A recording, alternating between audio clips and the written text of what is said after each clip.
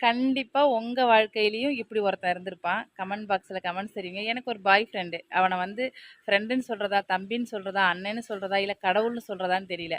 என் அன்ப பார்த்துக்கிட்டவன், கஷ்டத்துல தோள் குடுத்தவன், என்ன தப்பா பார்க்காதவன். இப்பலாம் எங்கேயாவது துணி விலகுனா டக்குன்னு ஒரு ஃபோட்டோ எடுத்து செல்ஃபில Facebookல, Instagramல, YouTubeல எதுலோ ஒண்ணு போட்டுர்றாங்க ஒரு சிலரு. ஆனா அவன் என்ன தப்பா பார்க்காதவன்.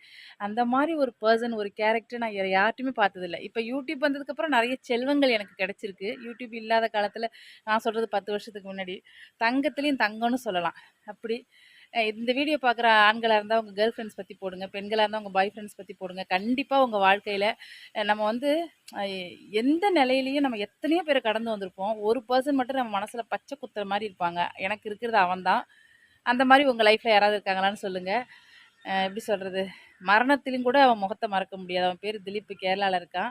அவன நான் கைப்புள்ளன்னு தான் கூப்பிடுவேன் அந்த தங்கத்த. நல்ல பையன். கண்டிப்பா